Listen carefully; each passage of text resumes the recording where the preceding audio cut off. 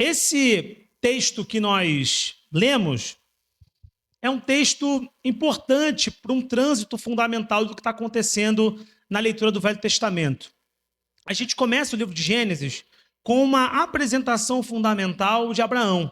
Eu sei que, a priori, quando a gente pensa em livro de Gênesis, a gente acha que a preocupação central de Gênesis é sobre todo o ordenamento que Deus faz no universo e, consequentemente, no mundo também no qual nós estamos inseridos. E é claro que isso também é verdade. Os primeiros capítulos falam da criação de Deus, falam do ordenamento das coisas e do significado dessas coisas, e que elas têm uma funcionalidade. E essa funcionalidade, na linguagem hebraica, é aquilo que diz que Deus fez tal coisa e viu que era bom. E bom, nesse sentido, é no sentido de funcional, tem um propósito, cumpre uma certa função dentro do universo criado por Deus. Só que a maior parte do livro de Gênesis não é sobre isso. Se você parar para avaliar Gênesis, a maior parte dele é sobre o pacto que Deus faz com Abraão e como a família, a partir da linhagem de Abraão, Deus começa a desenvolver um plano de salvação que alcançará a todos aqueles que creem posteriormente no Messias, que é Jesus, que já veio à Terra, já cumpriu o seu propósito, já morreu para nos salvar e que faz parte dessa linhagem de salvação que tem como ponto de partida o pacto feito lá em Abraão. Então, o Velho Testamento, Gênesis, inicialmente, passa por esse aspecto. E a gente vai acompanhando a família de Abraão, vai acompanhando as tensões, inclusive, nessas famílias, né? A partir da família vai seguindo algumas tensões familiares, o levantamento da figura de Israel, no caso Jacó, que a partir de quem também virá essa aliança sendo continuada. E a gente termina o livro de Gênesis com José. José sendo aquele que não era o principal, não era o primogênito, mas vai ser levantado por Deus para um grande propósito que alcance toda a sua família. O que demonstra, mais uma vez, né, que a gente tem no Gênesis isso aparecendo todo momento, como Deus subverte muitas vezes a ordem esperada para cumprir um propósito. Né? Jacó não era o primogênito, assim como José não era o primogênito. Então Deus faz as coisas a seu modo. E aí quando termina o capítulo, a gente vai para uma transição um pouco complicada, porque José ele se torna alguém importante para o Egito nesse processo, ele é vendido pelos seus irmãos, é levado ao Egito, a palavra de Deus fala que Deus estava com ele nessas lutas, e aí depois ele vai ser usado para preservar o seu povo que passava fome. Essas pessoas migram para o Egito, se multiplicam segundo o texto bíblico, no entanto, as condições de trabalho vão se deteriorando, de modo que a vida deles passa a ser uma vida que seria paralela em termos de ordenamento jurídico e econômico com a vida de pessoas cativas, como servos hiperdependentes, subordinados a uma ordem um tanto quanto opressora na dinâmica de trabalho.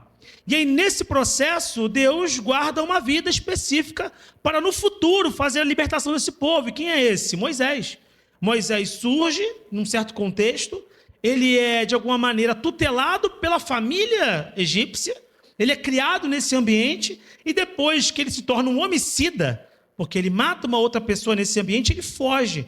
E é nesse contexto que ele desenvolve família em Midian, e aqui é citado, inclusive, conforme nós lemos, o nome do seu sogro, Jetro, e ali ele desenvolve família e fica sem nenhuma expectativa de sair. E esse dado curioso, Moisés passa por todo um processo particular de desenvolvimento de vida e em dado momento ele encontra alguma paz, ele encontra sossego, ele forma família. As coisas parecem um pouco mais equilibradas. Claro, existem os problemas do cotidiano, eles fazem parte da vida, mas a coisa parece mais equilibrada, as coisas parecem no seu devido lugar. Até que Deus, que não tem compromisso nenhum com a nossa tranquilidade, mas com seus propósitos, aparece para Moisés, se revela na sarça ardente e fala para ele que com ele tem um propósito. E esse propósito envolve todo o povo da sua origem, da sua ascendência, e que, portanto, ele deveria se preparar para cumprir esse propósito. E essa discussão, essa conversa de revelação do propósito de Deus para Moisés, e que vai se desdobrar no capítulo que nós lemos, começa no capítulo anterior, no capítulo 3, e que é o capítulo, inclusive, onde nós temos a revelação do nome de Deus, que ele fala, eu sou o que sou. E aí tem aquele desenvolvimento do nome de Deus com aquele tetragrama que nós conhecemos, aquelas 4 letras que formam a nominação de Deus, que nós não sabemos como se fala originalmente, porque como são 4 letras consonantais, a gente fala Yahvé, Jeová, mas a verdade é que a gente não tem uma certeza de como esse nome é falado. É claro que isso não é um ponto central para nós, não é um problema, até porque esse nome originalmente entre os judeus nem era para ser falado em si, era um nome para ser reverenciado, e Deus é pensado como aquele que é o que é, ou o que é aquilo que será. Também tem essa tradução, né? Sou o que serei, ou sou o que sou. Ou seja, eu cumpro aquilo que eu proponho, eu estou em todos os lugares, eu estou em todos os tempos históricos, eu que forjei todas as coisas, eu sou o que sou. Era o que suficientemente Moisés precisava saber. E aí, diante dessa revelação, Deus convida Moisés a fazer o quê? É a sair da sua tranquilidade. Isso tem tudo a ver com aquilo que nós falamos pela manhã. Porque de manhã, sobre o que nós falávamos? Dentro da nossa série, Uma Cultura para o Nosso Tempo, nós começamos a explorar o primeiro dos 4 aspectos missionais que forjam a cultura da nossa igreja. E o primeiro dos 4 aspectos, qual que é? Qual que é a igreja? Fala com vontade, igreja. Anunciar é o primeiro dos 4 aspectos. E anunciar exige, conforme nós falamos, abrir mão de algum conforto. Se abrir para a possibilidade do sofrimento, se abrir para a possibilidade da rejeição, se abrir para a possibilidade do confrontamento, do constrangimento, sair de uma posição de tranquilidade aparente, onde as coisas parecem equilibradas, para viver um outro desafio que Deus coloca diante de nós, que é de se expor. E Moisés, naturalmente, como a gente viu no texto lendo juntos, não parece estar muito interessado em se expor.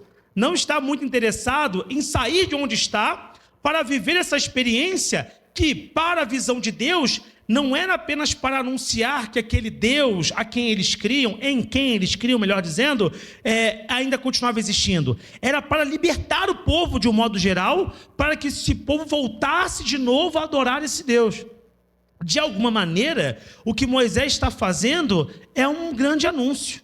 Ele está fazendo também o exercício de uma grande comissão, para fazer o nome de Deus conhecido de novo no meio do seu povo, para que, conforme o próprio texto diz em alguns momentos, esse povo pudesse ir para o devido lugar ao qual era direcionado, para fazer para Deus uma festa, ou seja, para voltar a se relacionar com esse Deus. Povo esse, inclusive, que em diferentes momentos certamente se rebelou contra esse Deus, se rebelou contra a revelação que vem dos patriarcas.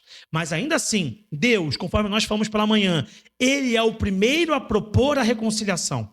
Ele é o primeiro a propor a graça. Antes que chegue o juízo, chegue a graça. Nunca na palavra de Deus o juízo antecipa a graça. A graça sempre antecipa o juízo. E aí Moisés é chamado para cumprir esse propósito. Mas Moisés não é diferente da gente. Ele não é nem muito melhor, nem muito pior na sua humanidade. Ele parece com todos nós. Num cenário como esse, quando Deus nos chama para alguma coisa, nós, de modo mais imediato, quando as coisas estão confortáveis, nós falamos, não sei se quero. Não sei se estou disposto a passar por essa prova. Não sei se quero viver essa aventura. Acho que minha vida está bastante confortável. Mas o compromisso de Deus não é com o nosso conforto, mas sim com os seus propósitos. E ele começa a falar com Moisés para evidenciar para Moisés que o chamado dele era real. Ele começa a dar a Moisés uma validação do seu ministério. E eu quero que você entenda essa primeira lição, que Deus vai validar o seu ministério quando ele te chamar. Se Deus te coloca para cumprir alguma coisa, para exercer o anúncio que ele deseja efetuar através da sua vida numa área ministerial específica, porque todos temos que pregar a palavra do Senhor, mas ainda assim Deus separará cada um de nós para uma obra específica nesse processo. Deus irá validar esse ministério. Não é você que vai buscar validar através dos seus meios. Deus mostrará que está com você validando. E como é que isso foi para Moisés? Como é que foi essa validação? Bom, Deus confirma os seus propósitos e demonstra a Moisés que haverá com ele um poder especial, uma unção para cumprir essa missão que lhe foi designada. E como é que o texto mostra isso para a gente? Ele mostra através de 3 relações. Quais são as 3 relações? A vara e a cobra, a primeira relação. A segunda relação, a mão e a lepra. E a terceira relação, a água e o sangue. A água e o sangue enquanto algo projetado a ser realizado. Mas na frente de Moisés ali, vara e cobra, mão e lepra acontece naquele momento. Pega a vara, lança a vara ao chão. O que acontece com a vara? A vara vira uma serpente, vira uma cobra. Pega pela ponta da cauda, o que ela volta a fazer? Vira uma vara. Bota a sua mão no seu peito, tira, olha, está leprosa. Bota de volta, tira, está limpa. O que isso quer dizer? Que Deus tem um controle sobre a saúde, sobre a doença. Deus tem um controle sobre as adversidades e também da autoridade, que é o símbolo da vara. Então, tem todo um significado também dentro da linguagem do Antigo Oriente Próximo. A gente pode falar esses povos mediterrâneos, da Ásia Menor, Egito. Há uma série de significados nesse propósito, nessa forma de demonstração. E aí, naturalmente, Moisés entende que é o seu dever cumprir aquilo. Mas ainda assim, Moisés, tal como nós, ele faz o quê? Ele não só assume essa validação que Deus dá. Ele também faz o quê? Ele começa a falar que sozinho não dá para ele fazer. Olha que coisa curiosa. Primeira coisa, Deus dá a validação ao te tirar de lugares confortáveis. Mas Deus também não te deixa sozinho. Primeiramente, Deus não nos deixa sozinho, porque conforme a palavra mostra, aí Moisés não tinha esse entendimento, porque não havia lhe sido revelado ainda. Mas a nós já é revelado no nosso tempo. Nós não cumprimos nada que Deus nos manda fazer sozinhos. Nós somos guiados pelo poder que vem de quem? Do Espírito Santo de Deus. Nós falamos anteriormente, eles iam pregando, Marcos 16, 20, iam pregando por todos os lugares, e o Senhor cooperando com eles, e os sinais confirmavam a palavra. E os sinais que nós carregamos hoje são sinais que não nascem de nós, da nossa potência, mas que nascem de quem? Do Espírito Santo de Deus. Moisés não tinha essa concepção, essa clareza, mas nós temos hoje. E sabemos que Deus nos chama e nos tira de lugares confortáveis. Deus valida o nosso ministério. E Deus nos prepara com uma unção especial para cumprir certos propósitos. Mas ainda assim, nós, como seres sociais, sentimos a necessidade de termos pessoas conosco, não é verdade? Por mais que você tenha sido chamado por Deus para cumprir uma grande função, ainda assim, você não deseja fazer a grande comissão sozinho. E é curioso que o próprio Jesus demonstra isso. Não sei se você lembra, nos evangelhos, tem um dado momento em que Jesus pega os seus discípulos e ele reparte os discípulos para que eles possam ir pregando o evangelho nas cidades ao redor. E como é que ele manda esses discípulos? Em grupos de quê? De 2 em 2. 2 em 2, porque essa coletividade também ajuda, porque é importante ter pessoas para dividir a carga. E Moisés, nessa de recalcitrar com a vontade de Deus, tem uma resposta de Deus. E quem é que Deus levanta como resposta para a objeção de Moisés? Arão, seu irmão. O que isso mostra para a gente nesse texto? Que Deus nos oferece amigos de jornada. Deus não te deixa sozinho nesse propósito. Se Deus te levantou para ser um pregador, saiba que Deus vai colocar alguém que vai orar pelo seu ministério. Se Deus te chamou para ser um ministro através de louvor, saiba que Deus vai colocar alguém que vai compor canções no seu lado. Se Deus te chamou para orar, para fazer parte de um ministério de oração, vai colocar uma outra pessoa que gosta de orar também no seu lado. Deus vai separar alguém para estar com você. Agora, melhor ainda que isso, você pode ser a pessoa que é a resposta de oração de outra. E às vezes tem que perguntar para Deus isso. Senhor, eu tenho muito perguntado sobre qual é a minha função, qual é o meu propósito. Muito do propósito de Deus para nós já sabemos. Já foi revelado na palavra. Mas existem coisas peculiares que Deus quer fazer através da sua vida que você acha que Deus vai enviar alguém para somar. Talvez você vai ser essa pessoa que vai ser enviada para somar. Tem alguém que está orando para você, por você. Você é a resposta de oração de alguém. E eu dou esse exemplo porque há muitos anos atrás, quando eu era mais para adolescente, virando para jovem ali, eu lembro que tinha um grupo enorme de muitas meninas na igreja e tinha só eu. Nessa época a Vitória já estava presente, era um monte de menina, a Vitória vai lembrar, um monte de menina, e dos rapazes eu ficava um pouco mais isolado. Tinha um ou outro rapaz, mas depois de um tempo que eu estive aqui para Tijuca, aí a coisa mingou um pouco mais e fiquei eu aqui. E eu lembro que a época eu comecei a falar com Deus, eu falei, Senhor, eu preciso que alguém esteja comigo para me ajudar, para a gente poder, para ter amigo. Não quer dizer, não é nem ministerial o papo, era assim, eu preciso de um amigo, preciso de alguém para poder conviver, porque isso é importante ministerialmente e para a minha vida, para a minha pessoa. Aí, um determinado dia, chegou aqui na igreja o Alan magrelo, passando fome, coitado, magro, estava castigado, na capa do Batman. Ele com 2 brincão, só viu o brinco, né? Magrinho. Entrou aqui. Nesse culto que o Alan chegou, estávamos eu tocando guitarra e cantando. Igor, você toca guitarra? Não. Esse é o dado importante. Eu toco violão. Eu estava tocando violão numa guitarra. Estava a Vitória, eu acho, fazendo back e o Breno. E chegou o Alan, com o Rafael, o primo dele. E eu estava cantando e tocando como se eu tivesse na mega church. E cantava por todo lado, e para a direita, e eu com a guitarra indo. E o Alan olhando para aquilo, ele olhava com um olhar atônito, que eu não sabia se ele estava impressionado ou abismado, tipo assim, que coisa absurda. Que culto de jovens é esse que tem um cara com uma guitarra azul, ele não toca guitarra, dançando para um lado para o outro para a canção.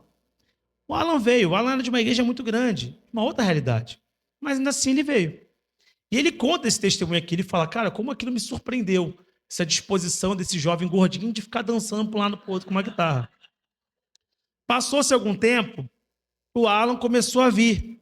Mas ele começou a vir ainda comedido, talvez, né, ainda não querendo entregar o coração, né, não para Cristo, porque ele já servia a Cristo, mas digo assim, de estar numa igreja que era muito diferente, talvez, de estrutura de onde ele veio. Obviamente é uma mudança de paradigma. Mas ele foi vindo, foi ficando, até que numa certa ocasião a gente foi para o acampamento vertical, que até gerou uma das fotos que teve no nosso documentário. Tem uma foto dessa situação específica desse acampamento. E aí eu comecei a conversar com o Alan na van. Conversar com o Alan. Eu falava, o Alan ouvia. Eu falando bastante para tentar ver se eu tirava alguma coisa. E o Alan hoje é uma pessoa falante. Mas quem conheceu o Alan há 15 anos atrás, 10 anos atrás, o Alan era magrelo e bicho do mato. Calado. Falava muito pouco. Tinha que ter intimidade para começar a falar. Mas ele ouvia atentamente as coisas que eu falava. E aí eu levei o violão, ele o baixo, e nós fizemos uma dupla impensável, um violão e um baixo, quer dizer, não tinha bateria, não tinha teclado, era o violão e baixo fazendo o louvor do acampamento. E ali a gente fez amizade. E um tempo depois, naquele final de semana nós voltamos para a igreja, né, no domingo, teve o culto, e eu não sei se foi no domingo ou na semana seguinte, que teve uma festividade aqui na igreja, e eu falei um negócio pro Alan aqui, eu falei assim, cara, talvez isso podia assustar o cara e ele me achar doido. Eu cheguei para ele e falei assim, você é resposta de oração para a minha vida. Eu falei isso para ele sentado, eu lembro até hoje dessa cena. Eu falei, cara, você é a resposta de Deus para minha vida. Ele assim. Eu falei, porque eu orei a Deus pedindo um amigo, ele mandou você. Como é que ele podia receber isso? Eu não sei, mas ele ficou assim. E o Alan virou um irmãozão meu.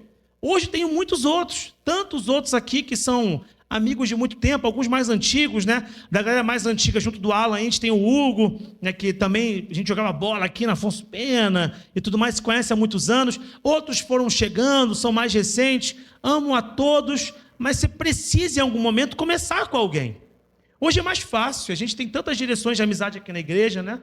Tantas pessoas com quem a gente pode se relacionar, com quem a gente pode falar, com quem a gente pode dividir a caminhada, mas em algum momento eu precisava de um amigo. Eu precisava de alguém para poder só ser meu amigo de vida. E o Alan virou não só um amigo de vida, mas virou um parceiro ministerial. E juntos estamos no Vertical, agora em outubro, fazendo 11 anos. Trabalhando com os jovens na igreja nesse tempo todo. Veja, Deus prepara amigos para dividir a caminhada. Deus levanta pessoas para estar com você. Não só para dividir o ministério, mas para dividir a vida. Porque é importante ter gente para poder compartilhar da jornada. E talvez você seja a resposta de alguém. Talvez um dia alguém vai chegar para você e falar assim, você é a resposta de Deus para a minha vida. E você vai ter que falar, talvez, Senhor, confirma e fala para a pessoa, amém. Amém, talvez você seja. Desse seu jeito, você fala assim, poxa, mas eu vou ser a resposta para alguém? Talvez você vai ser. Talvez você foi tão curado que você vai ser uma pessoa que vai ajudar aquela outra pessoa a ser curada. Você vai ser alguém que vai conseguir ouvir, vai conseguir perceber coisas que a outra pessoa não percebe sobre si e vai ter competências que talvez ela não tenha, mas que vão ser importantes para a vida pessoal e para a vida ministerial dela. É o caso de Moisés e Arão. Moisés e Arão já são irmãos. Mas o que Deus está querendo mostrar? O propósito de vocês é mais que sanguíneo. tem algo maior separado por mim para a vida de vocês. Moisés, você tem dificuldade de falar? A sua língua é pesada? A gente não sabe o que significa isso. Se Moisés não tinha vocabulário, se Moisés tinha um problema de dicção, um problema de fala, se ele era tímido, se ele tinha algum tipo de laudo técnico que hoje nós daríamos num campo específico que naquela época não tinha, não sei, mas ele tinha uma dificuldade. Deus reconheceu que ele tinha essa dificuldade. Deus podia simplesmente tirar a dificuldade. Botou um amigo, botou alguém para estar com ele. E Arão, portanto, passou a entender a sua função tal como Moisés. Isso que é interessante. Moisés não deixou de ser Moisés. E Arão não deixou de ser Arão. Quando tinha que falar, era Arão. Quando tinha que definir e executar, era Moisés. E cada um cumpria muito bem a sua função. E por isso as coisas funcionavam entre eles. E talvez na nossa igreja vai acontecer, e já acontece, mas vai acontecer ainda mais, de Deus trazer para os nossos grupos de convivência pessoas cujas características são distintas da nossa, mas que vão ser fundamentais para o próximo crescimento que nós vamos fazer na nossa igreja. Pessoas que vão trazer experiências próprias, vão trazer visões próprias, vão trazer trajetórias próprias, marcas próprias, que vão ser fundamentais para o nosso crescimento. Logo, estar comissionado em conjunto pode ser algo facilitador. Também aumenta a responsabilidade, obviamente que você tem que estar atento uns aos outros, nós temos que estar atentos, mas pode ser um facilitador. E nesse propósito, Moisés e Arão saíram de Midian e foram para o Egito para cumprir aquilo que lhes fora designado.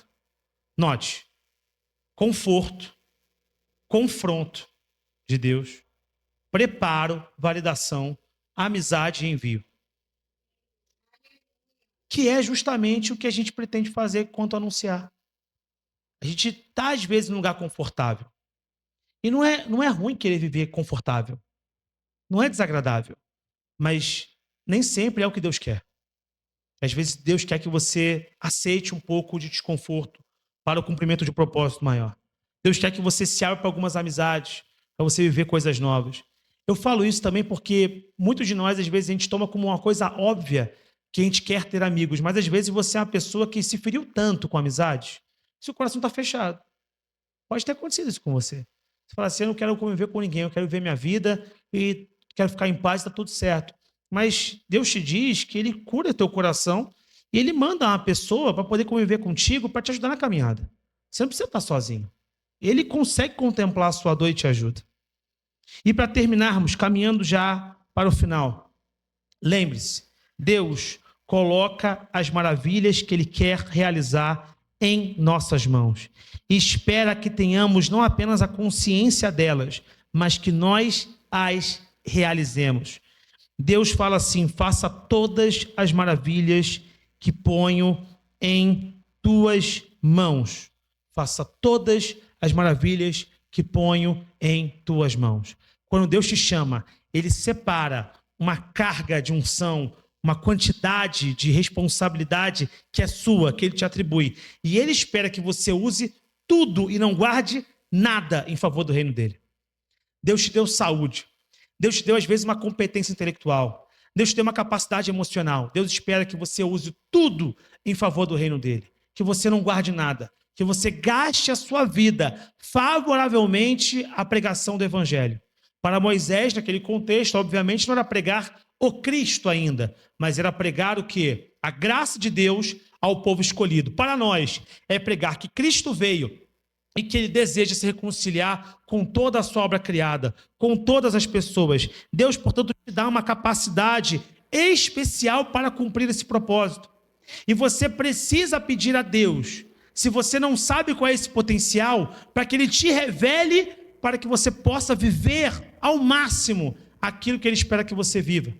Você precisa orar a Deus e pedir, Senhor, o que eu preciso para realizar aquilo que é a tua expectativa para a minha vida? Nós precisamos orar a Deus e pedir a Deus. E às vezes a gente não vai receber tão rápido, tão de modo imediato, porque Deus também quer testar a nossa dedicação muitas vezes, quer testar a nossa entrega, para que Ele nos dê a capacitação que nós desejamos. Às vezes a gente tem falado muito aqui na igreja, e é bom que a gente fale como nós queremos poder de Deus, como nós queremos a unção de Deus, mas coisas valiosas custam caro. E é muito justo que muito custe aquilo que muito vale. É muito justo. Custa muito, sim, porque vale muito. E é por isso que tem que valorizar. Por isso deve buscar, por isso deve desejar, por isso deve almejar. Deus te mandou, Deus te validou, mas você tem que querer mais também. Você precisa almejar mais. Não se satisfazer com o que você recebeu ainda, mas recorrer constantemente. Veja, Moisés não se vê como esse líder todo, mas ele precisou confiar e em todo momento, e quando estava no Egito, o que ele fazia? Ele recorria a Deus. Diante de todo o conflito com o faraó, ele voltava a Deus. E ele pedia a Deus uma direção para saber o que fazer. Ao final da história nós sabemos o que acontece ao final. Deus liberta o seu povo. E o que é mais interessante, Deus, quando liberta o povo, ele não liberta o povo de mãos vazias. Você percebeu isso no texto? Deus faz uma restituição. Deus faz uma reparação histórica. É isso que Deus faz com o povo de Israel. O povo de Israel está ali, preso, como cativo, e Deus faz uma reparação com o povo. Vocês não vão sair de mãos vazias. As pessoas que nós fomos alcançar, as pessoas para quem nós fomos pregar a libertação, elas não virão conosco de mãos vazias. Deus vai dar a elas também algo especial. Deus vai dar a elas um talento. Deus vai dar a elas, igual a história do filho pródigo, né? Vai dar uma festa, uma capa, vai dar algo para elas também. Não se preocupe com isso. Às vezes você fala assim, aquilo que eu tenho cabe só em mim, talvez eu não vou conseguir dividir isso com outra pessoa. Fique tranquilo, quem fará a reparação, quem dará o potencial para essas novas pessoas alcançadas é o próprio Deus, porque o interesse dele é fazer a restauração e ele capacitará.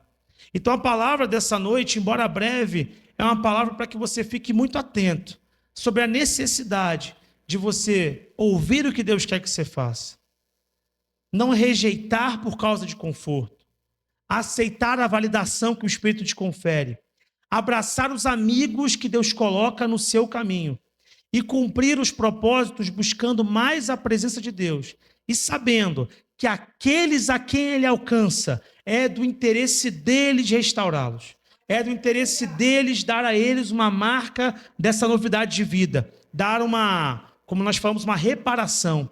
Não que o povo de Israel merecesse uma reparação, e não que aqueles que estão perdidos e não reconciliados não mereçam uma reparação, mas é da natureza de Deus abençoar os seus filhos. É da natureza de Deus agraciar aqueles que o buscam. E esses somos nós hoje. Nós somos aqueles que foram separados para um grande propósito no Senhor. Que você não resista a isso. Que você não rejeite o chamado de Deus, que você não ache que o anúncio é uma atribuição meramente pastoral ou meramente de um evangelista. Deus te chamou para ser essa pessoa, para ser esse Moisés onde você está, no seu trabalho, na sua casa, sua família, na sua faculdade. Eu sei que parece um clichê, mas essa é a verdade, porque a forma através da qual as pessoas veem Cristo é através de você. A palavra de Deus que muitos terão acesso é a sua vida. A versão de Cristo que as pessoas vão ler é você, porque você é embaixador de uma palavra. E como nós falamos, aquele que anuncia, ele não apenas fala, ele representa.